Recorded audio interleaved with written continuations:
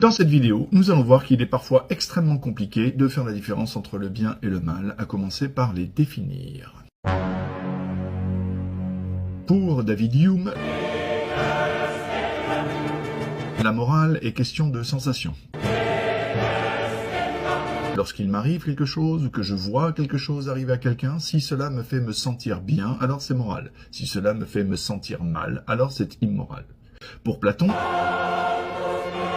il existe un bien souverain, le souverain bien, qui est le bien ultime. Et pour tout individu, le bien ultime va bien sûr dans le sens de son propre bien.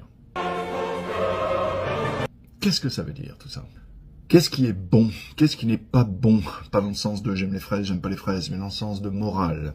Aziz Light! Dans la Bible, la Genèse nous parle de ça. Dès le premier livre, Dieu créa quelque chose et il vit que cela était bon. Qu'est-ce que ça veut dire? Ça veut dire que pour une fois, il s'était pas planté par rapport aux 300 autres fois. Il dit « Merde, la lumière, j'ai encore raté. Mais ouais, mais j'y arrive pas, la lumière, j'y arrive pas. Ben, je parle à personne parce que je suis tout seul dans l'univers, j'ai encore rien créé, il fait noir. Mais j'essaie de faire un photon, ça marche pas. Non, c'est pas possible. Il vit que cela était bon. Il vit que cela était bon, c'est forcément autre chose que du bien et du mal. Pour Platon, il existe un souverain bien, ayant bien sûr compris que les lois ne sont pas là pour brimer l'individu, mais au contraire pour l'épanouir. Et donc ce n'est pas une question de contexte. Cependant, Aristote va venir foutre un peu la merde quand même. Ah non, on va pas se mentir, on va pas se mentir. Et il va nous proposer quelque chose d'assez phénoménal. Il dit « Le but, c'est de gagner la guerre. Maintenant, lorsque je suis un constructeur de navires et que je dois faire un bateau, je dois évidemment faire un bon bateau de guerre. Qu'est-ce qu'un bon bateau de guerre? C'est un bateau qui me permet de remporter la bataille. Et pourquoi remporter une bataille? Pour remporter la guerre. Donc si on regarde Platon, le souverain bien, c'est remporter la guerre. Mais dans l'immédiateté, pour moi, c'est de faire un bateau.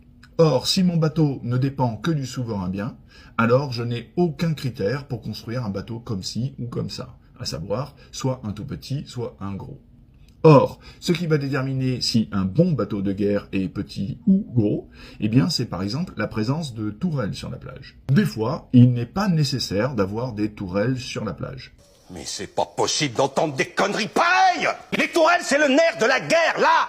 Mais évidemment, parfois, il est nécessaire d'avoir des tourelles sur la plage. Après, je me ruine le gosier à vous le dire sur tous les tons, enfin! Du coup, si on doit se prendre des flèches d'archer, il vaut mieux arriver à naviguer pour éviter les tirs. Donc là, plusieurs petits bateaux manœuvrables vont être de bons bateaux de guerre.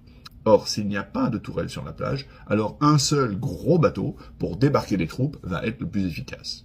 Et sera donc un bon bateau de guerre dans ce contexte-là. Ce que cet exemple illustre, c'est l'architectonique aristotélicienne.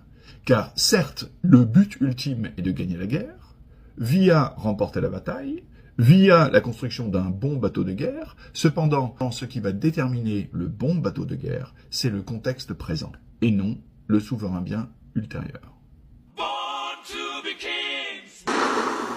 Much better, thank you, Aziz. Ouais, ça faisait vachement longtemps. Non, mais en ce moment, j'ai la flemme. Il fait vachement froid. Mais ouais, quand j'hiberne.